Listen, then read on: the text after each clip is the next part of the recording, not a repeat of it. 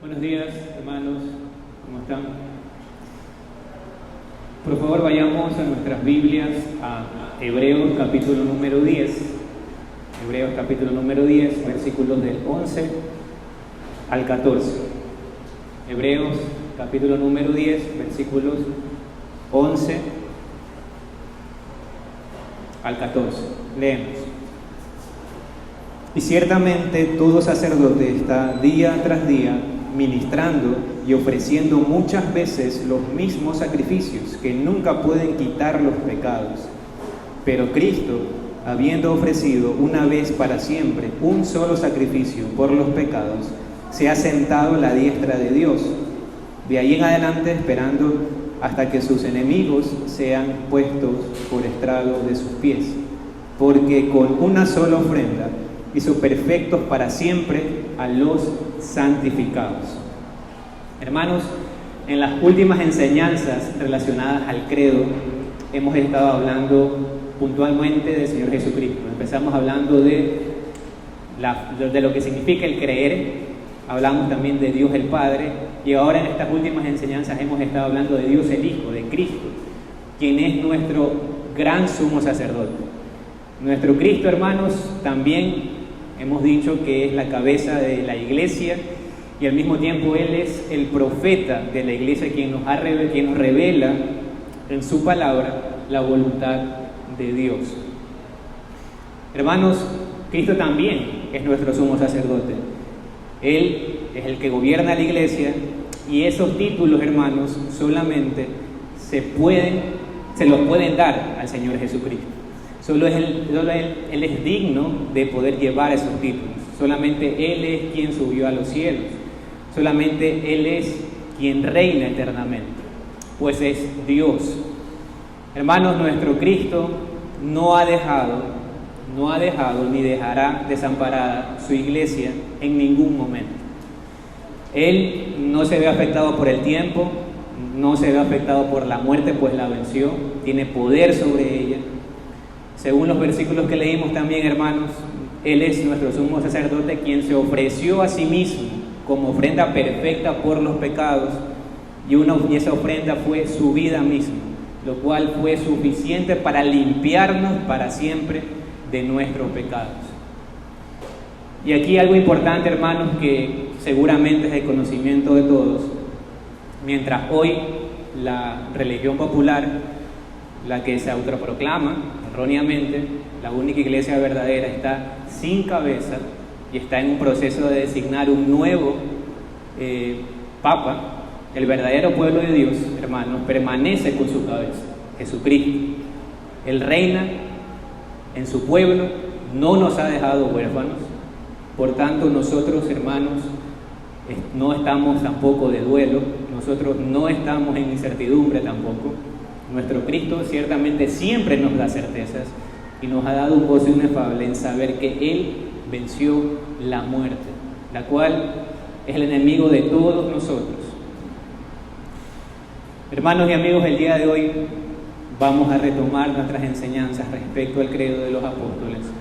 Hemos estado viendo enseñanzas que tienen que ver con la exaltación de Cristo en estas últimas, y hemos visto que Cristo venció la muerte resucitando al tercer día.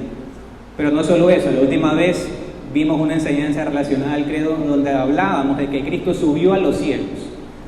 Y el día de hoy veremos la continuación, que es que Cristo está sentado a la diestra de Dios Padre Todopoderoso, que es el título de la enseñanza de hoy. Hermanos, esto de que Cristo sea sentado no es simplemente algo de pasar nada más, tiene muchas implicaciones muy útiles para nuestra vida, para nuestro corazón, y eso es lo que vamos a ver el día de hoy. ¿Qué significa eso de que Cristo sea sentado? ¿Cuáles son sus implicaciones? Así como también en esto tenemos esperanza en saber que nuestro Cristo sea sentado, hay esperanza en medio de esto también, y eso es lo que el día de hoy vamos a estar viendo. Lo vamos a ver en 4 puntos. Primero vamos a hablar del sentarse de Cristo y el sacerdocio del antiguo pacto. Segundo, vamos a hablar de Cristo exaltado en autoridad y gloria. Tercero, la obra intercesora de Cristo. Cuarto, la esperanza del reino completo. Finalmente veremos unas conclusiones y aplicaciones. Antes de orar y desarrollar los puntos, quisiera que leamos el credo, que como hemos dicho antes, hermanos, esto que vamos a compartir ahora no es propio de una religión, no es propio de un grupo particular de cristianos, sino que esto es algo que le pertenece a la Iglesia Universal de Jesucristo. O sea, es mi herencia, es su herencia si usted dice que ha creído en Cristo. Entonces, con mucho gusto, obviamente, podemos tomar y podemos apropiarnos de esto. Entonces, quiero compartir para ustedes el credo de los apóstoles, que dice así: creo en Dios Padre Todopoderoso, Creador del cielo y de la tierra, y en Jesucristo, su único Hijo, nuestro Señor, que fue concebido del Espíritu Santo, nacido de María Virgen, padeció bajo Poncio Pilato, fue crucificado, muerto y sepultado, descendió a los infiernos, al tercer día resucitó de entre los muertos, subió al cielo y está sentado a la diestra de Dios Padre Todopoderoso. De allí vendrá a juzgar a los vivos y a los muertos. Creo en el Espíritu Santo, la Santa Iglesia Católica, la comunión de los santos, el perdón de los pecados, la resurrección del cuerpo y la vida eterna. Amén. Oremos entonces, hermanos, para desarrollar los puntos. Amado Dios, Señor, te alabamos el día de hoy y te rogamos también, Señor, que tú nos ayudes, Señor, en este tiempo en el cual vamos a retomar este estudio acerca del credo de los apóstoles, que tú nos bendigas, Señor, y nos des claridad en este tiempo a mí, Señor, para poder hablar, Señor, de parte de ti, y a mis hermanos, Señor, para que de lo que el día de hoy se va a compartir puedan tomar, Señor, y para sus vidas también, y para que puedan así mismo compartirlo con otros. Te lo pido en el nombre de tu amado Hijo, el Señor Jesucristo. Amén. Veamos entonces el primer punto, hermanos: el sentarse de Cristo y el sacerdocio del antiguo pacto. El sentarse de Cristo y el sacerdocio del antiguo pacto. Quiero leer ahora el primer versículo que leímos hoy, Hebreos 10, versículo número 11, pero en la versión Nueva Traducción Viviente. La he tomado puntualmente porque porque creo que es la más cercana a lo que el autor quiso transmitir o quería transmitir en ese momento, y porque creo que transmite mejor la idea de lo que quiero explicarles en este punto. La versión Nueva Traducción Viviente, Hebreos 10, versículo 11, dice: bajo el antiguo pacto, el sacerdote oficia de pie delante del altar día tras día, ofreciendo los mismos sacrificios una y otra vez, los cuales nunca pueden quitar los pecados. Hermanos, este acto de sentarse por parte de Cristo nos habla de la obra perfecta de Cristo, de su triunfo sobre el pecado y de su reinado eterno. Cuando la Escritura dice que Cristo se sentó, nos quiere transmitir la idea de que se ha finalizado con éxito su obra de redención. Piensen en esta pregunta: ¿qué hace un deportista que ha obtenido una medalla, por ejemplo, por la cual ha entrenado incansablemente toda su vida? ¿Qué hace después de finalizar la competición? Bueno, pues lo normal es que descanse después de haber entregado toda su competición, que se siente, en pocas palabras. Entonces, en medio del cansancio, sin duda hay una satisfacción de haber terminado con éxito la competición cuando se obtiene una medalla. Ahora, el sentarse de Cristo simboliza también el haber terminado con éxito la obra de redención por su pueblo, aquella obra a la que Él fue destinado desde antes de la fundación del mundo, por la cual Él se ofreció voluntariamente. Pero, hermanos, que quede claro que Cristo no se sienta para descansar. Esa es la gran diferencia. Cristo no se sienta para descansar. Pensar eso sería un error, y más adelante vamos a desarrollar un poco más qué significa esto. Ahora quiero que nos traslademos un momento a la época del Antiguo Pacto y hagamos una comparación de Cristo con los sacerdotes del Antiguo Pacto. Ya que estamos hablando de la acción de sentarse en la persona de Cristo, es válido preguntarse entonces: ¿los sacerdotes del Antiguo Pacto se sentaban como lo hizo Cristo? En el caso de que lo hicieran o no lo hicieran, ¿tenía este acto de sentarse, tenía algún significado? En el Antiguo Testamento, si usted va allí, ciertamente no va a encontrar ningún versículo que diga textualmente que los sacerdotes no se sentaban, simbolizando esto un descanso o una terminación de su hora de purificación. No lo va a encontrar. Pero ciertamente hay referencias implícitas a esto. Es decir, que los sacerdotes no se sentaban. Por ejemplo, el hecho de que en el Éxodo, donde se nos detalla el mobiliario de todos los muebles del lugar santo y santísimo, ¿no?, que allí no se mencione ninguna silla como un mobiliario, esto nos deja ver que los sacerdotes no se sentaban. Se nombran muchas cosas, pero no se nombra una silla, implicando entonces que su tarea no tenía fin, que su tarea no tenía descanso. Y esta referencia que les digo, esta referencia implícita es plenamente confirmada por el autor de Hebreos en los versículos que leímos, porque él dice: bajo el antiguo pacto, el sacerdote oficia de pie delante del altar día tras día, ofreciendo los mismos sacrificios una y otra vez, los cuales nunca pueden quitar los pecados.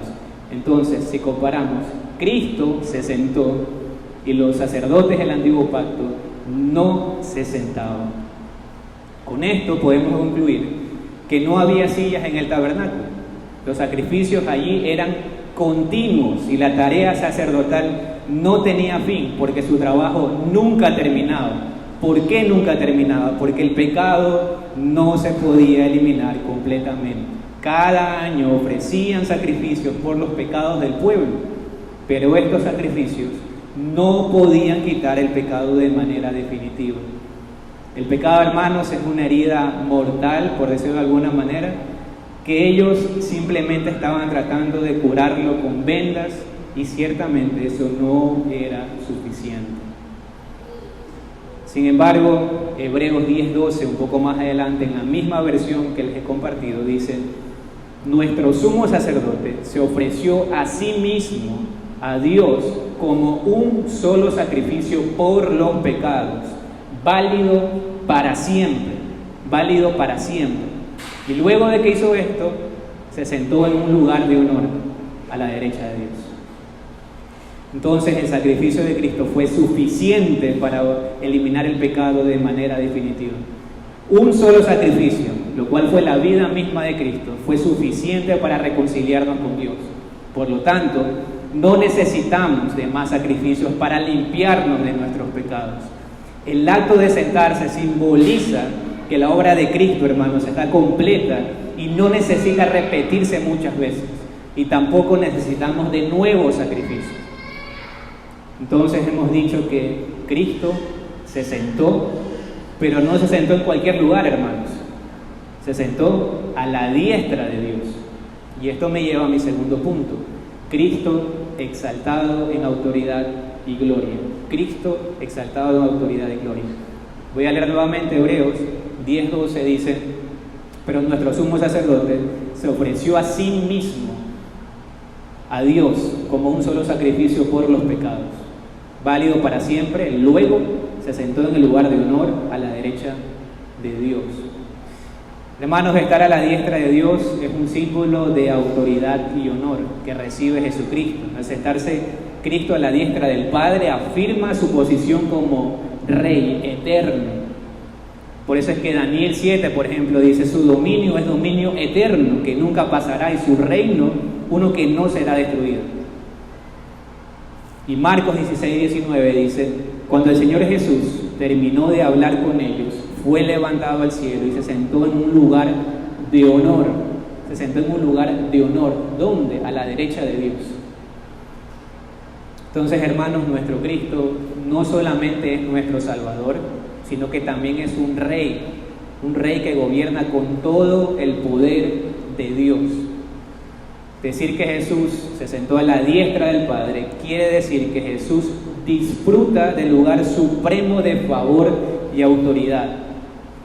Junto con su resurrección y su ascensión a los cielos, el sentarse de Cristo, hermanos, es una parte importantísima también de la exaltación posterior a la crucifixión del Señor Jesucristo. Acompáñenme, hermanos, a Hechos 5, versículo número 31. Hechos capítulo número 5, versículo 31.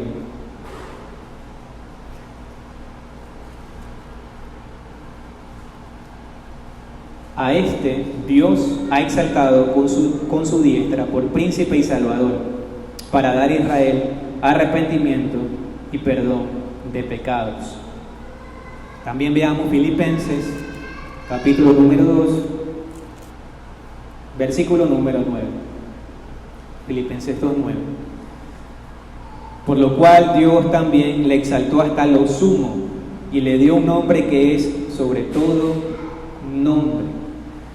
Ahora bien, es importante mencionar que si alguien, hermanos, no cree que Jesús está sentado a la diestra del Padre, entonces está creyendo un evangelio diferente en la persona, si lo cree así, o está distorsionando el evangelio de Cristo.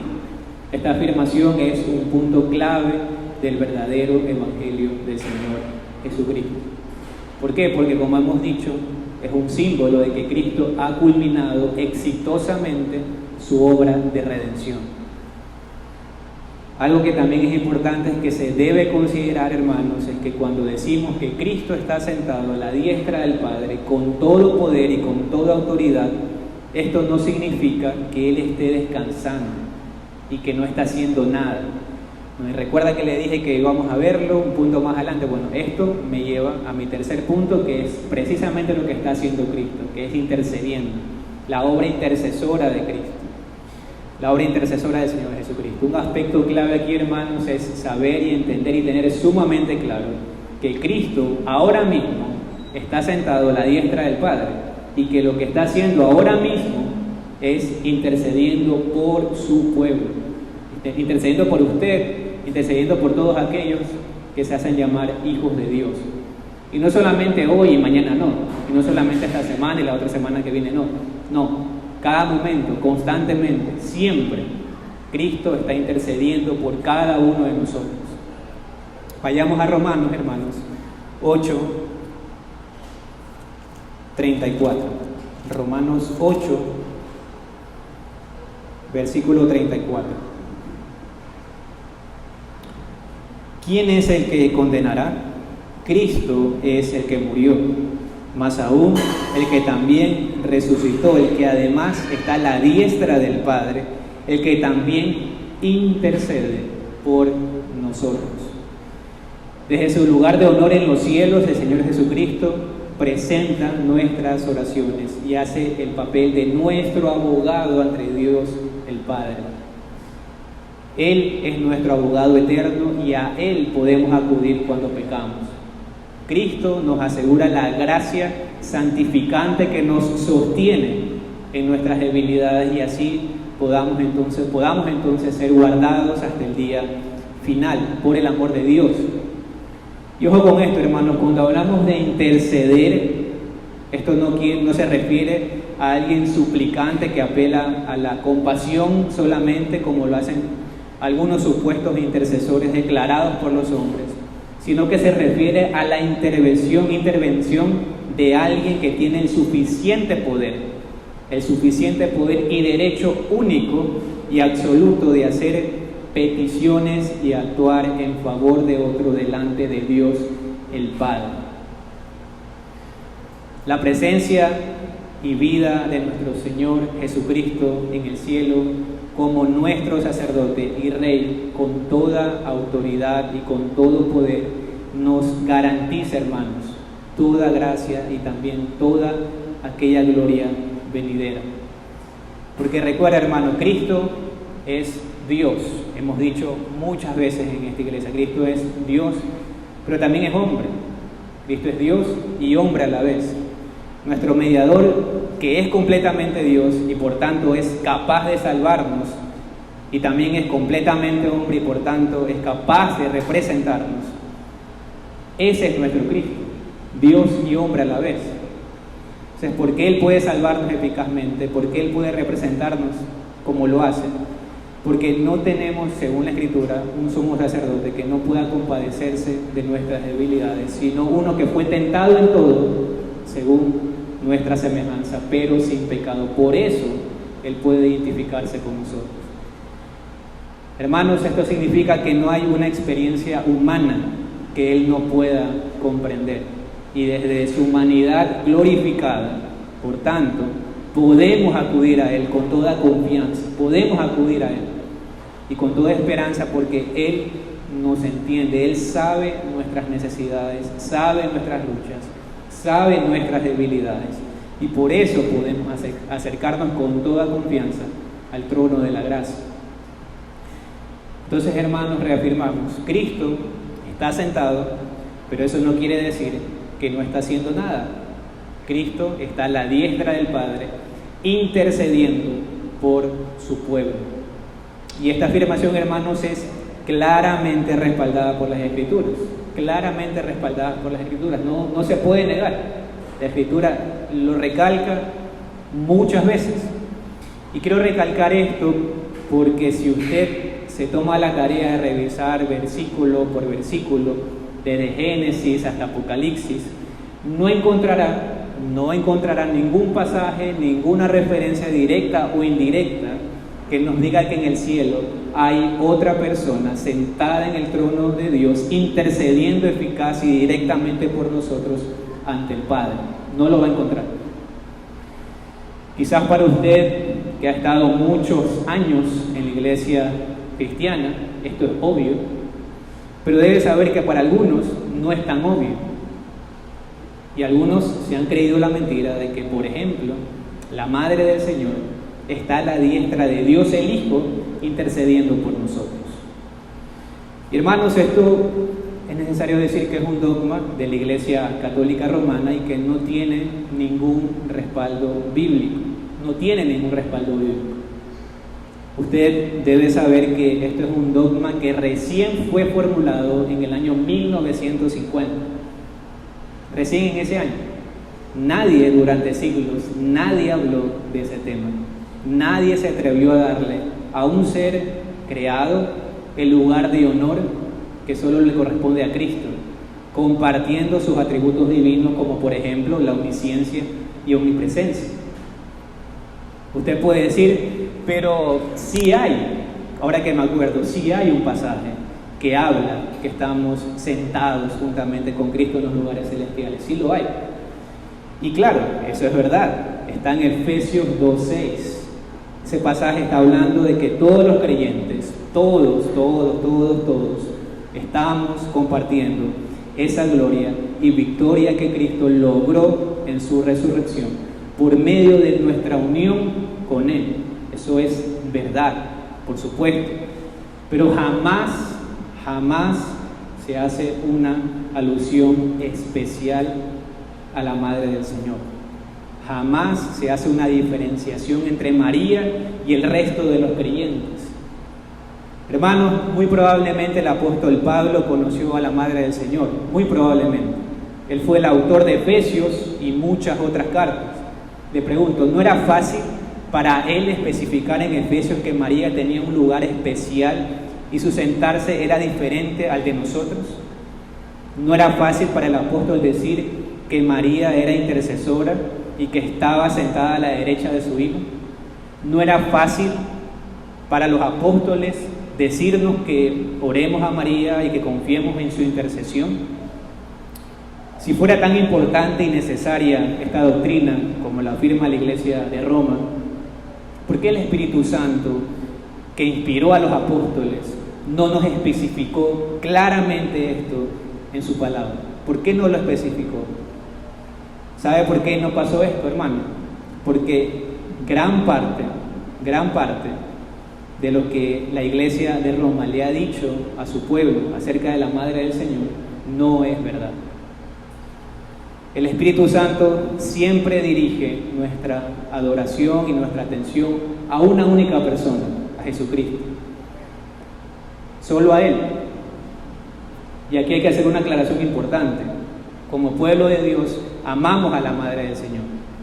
Y por eso creemos que la María del catolicismo romano no es la María de las Escrituras. No es la María de las Escrituras. La María de la Biblia es una mujer humilde y sencilla que fue un instrumento del Señor. Fue una mujer ejemplar en su fe, digna de imitar, mientras que la María del catolicismo, aquella que ellos se han creado, es una que busca gloria para sí misma y que pretende tomar un lugar en la Santísima Trinidad que ciertamente no le corresponde. Si usted en algún momento quizás se preguntó, hermanos, ¿por qué los católicos acuden a ella con tanto fervor y con tanta seguridad de que ella puede interceder por ellos? Bueno, una de las razones, por ejemplo, es porque las autoridades de la Iglesia de Roma, aquellos que formulan las doctrinas, se han encargado de hacerles creer que ella verdaderamente los escucha y que ella es la intercesora por excelencia entre Cristo y su pueblo. Nuestra relación, hermanos, hay que decir, con Cristo es una relación directa por medio del Espíritu Santo, y es lo que nos dice la Biblia.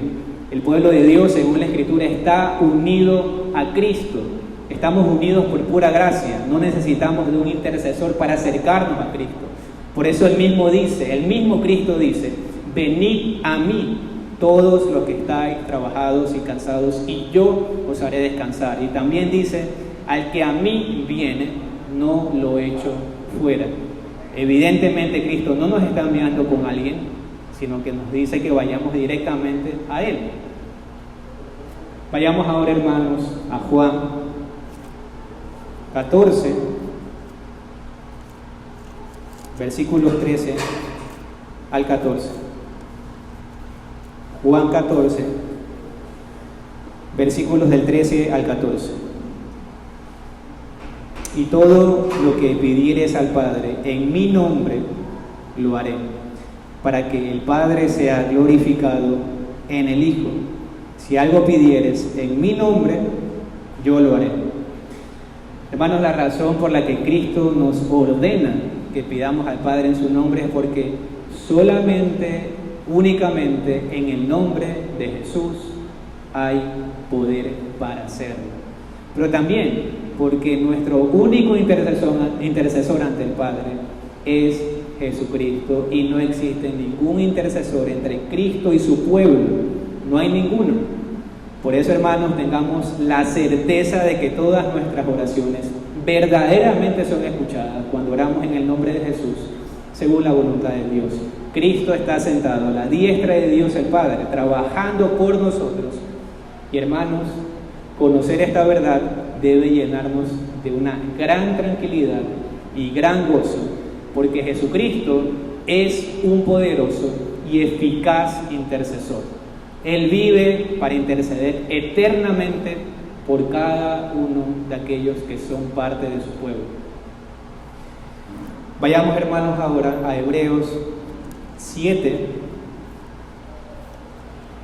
versículos 23 y 25. Hebreos 7, versículos 23 y 25 al 25. Y los otros sacerdotes llegaron a ser muchos, debido a que por la muerte no podían continuar. Mas por cuanto permanece para siempre, tiene un sacerdocio inmutable. Hermanos, solo Cristo es digno de llevar un título que la Biblia menciona, el título de abogado. Solamente Cristo es digno de ser llamado nuestro auxilio. Solamente Cristo es digno de ser llamado nuestro socorro. Solamente Cristo, hermanos, es nuestro único y suficiente mediador. Que, como dice el versículo que leímos, Él intercede perpetuamente por nosotros, y su sacerdocio permanece inmutable. Inmutable. Hermanos, nosotros como pueblo esperamos la venida de Cristo. Esa es nuestra esperanza. Esperamos su regreso en gloria, cuando todos sus enemigos, según la Escritura, serán vencidos. Y esto me lleva, hermanos, a mi cuarto punto: la esperanza del reino completo de Cristo. La esperanza del reino completo de Cristo. Hermanos, aunque Cristo ya está sentado en el trono, su reinado no está completo aún. No está completo aún. Vivimos con la esperanza de que Él regresará para consumar su reino en la tierra y derrotar a sus enemigos. Primera de Corintios 15:25 nos dice: porque preciso es que Él reine hasta que haya puesto a todos sus enemigos debajo de sus pies. Primera de Corintios 15:25. Entonces podemos decir que su reinado ya ha comenzado, pero esperamos su regreso.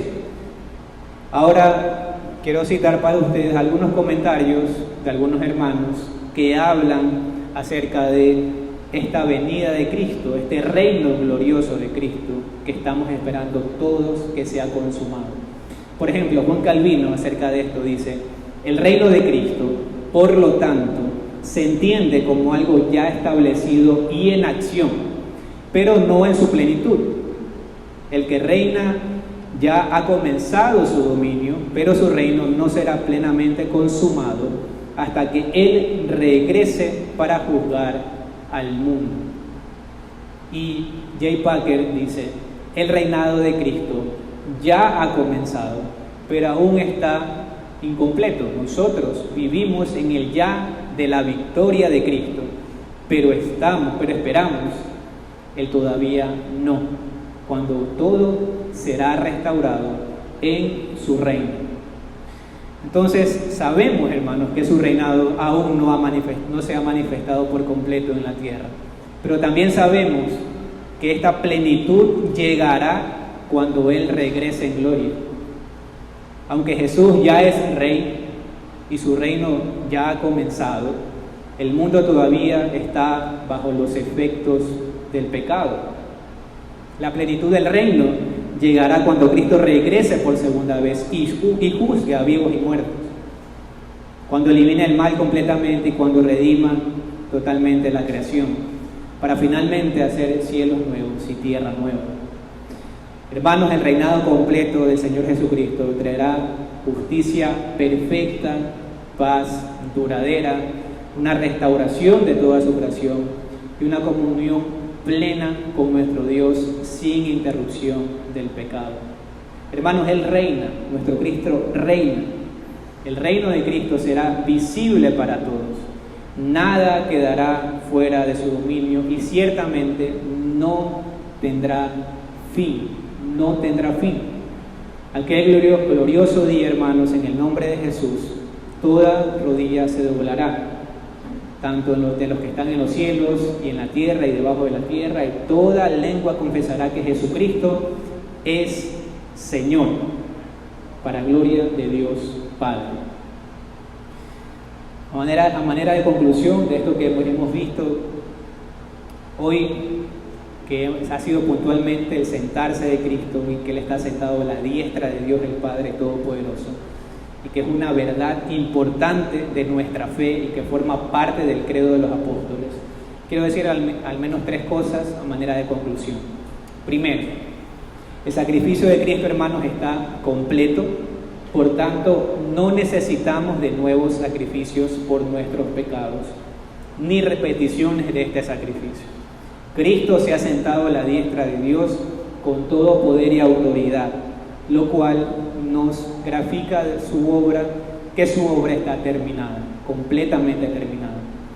Segundo, el Señor Jesucristo intercede por nosotros eternamente y eficazmente.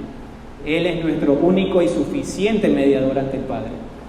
La idea de un mediador entre Cristo y el pueblo de Dios no es bíblica, porque le roba la gloria que le pertenece únicamente a Cristo. Y tercero, el pueblo de Dios, hermanos, espera el regreso de su reino, y lo aguardamos con la esperanza de que su reino será consumado en su segunda venida, donde todos sus enemigos serán vencidos.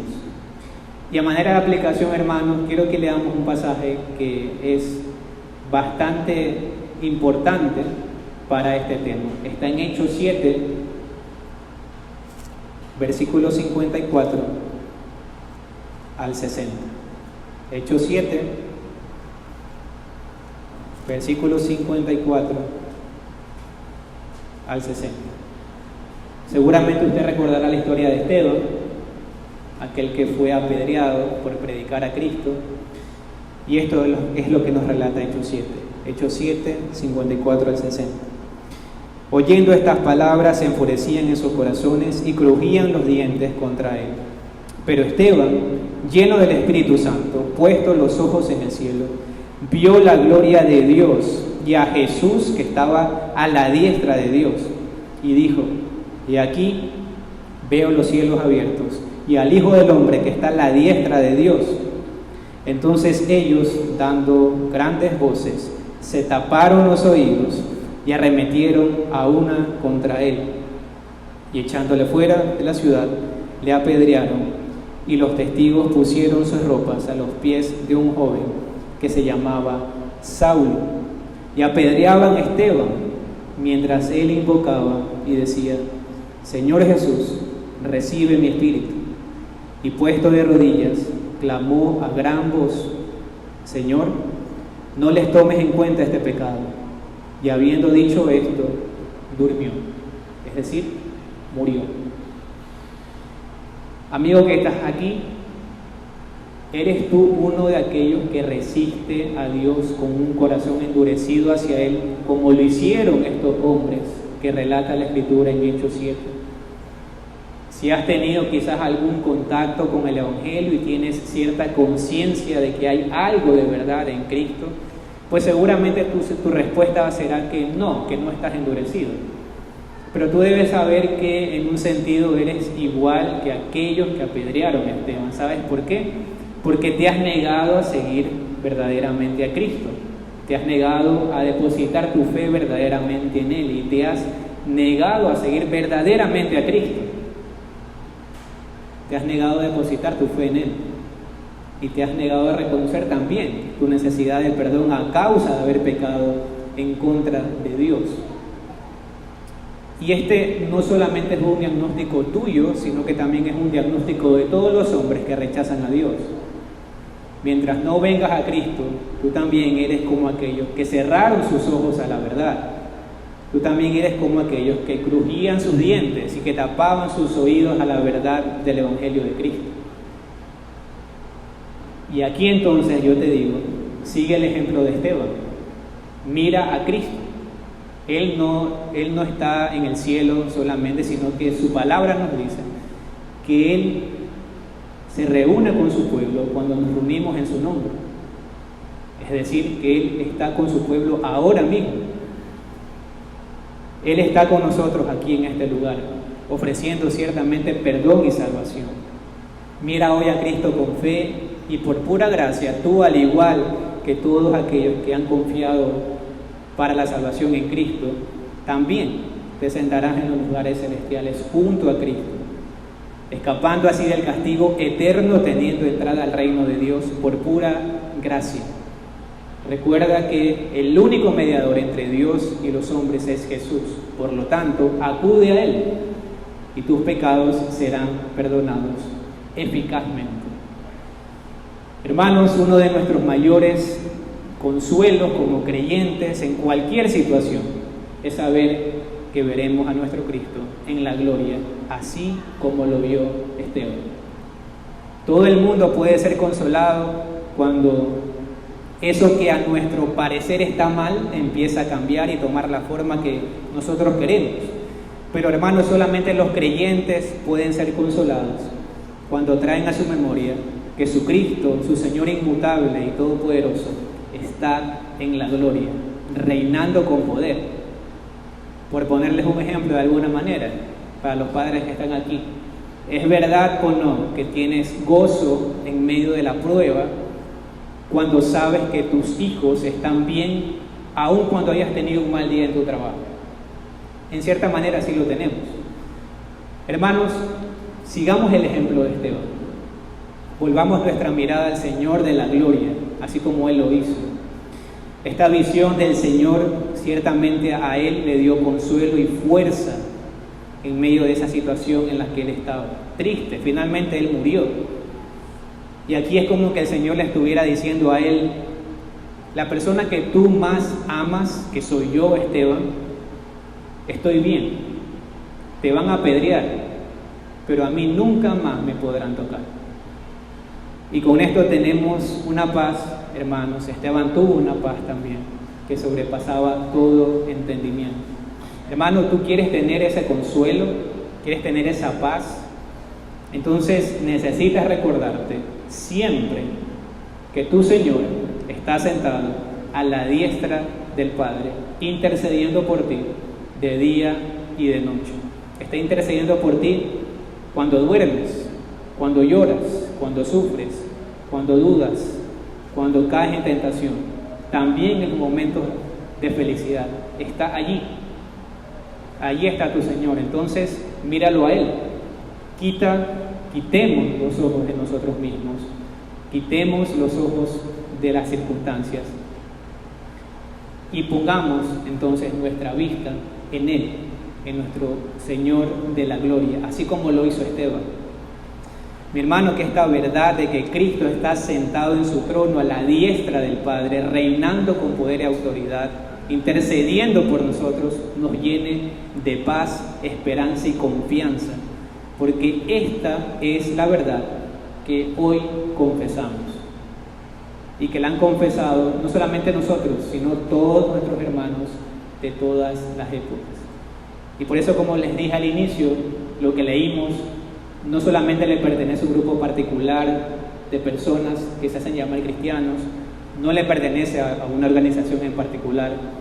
Esta verdad que confesamos en el credo de los apóstoles es una verdad y un resumen de nuestra fe, de la fe del pueblo de Dios. O sea, para cerrar, quiero compartir con ustedes nuevamente el credo de los apóstoles.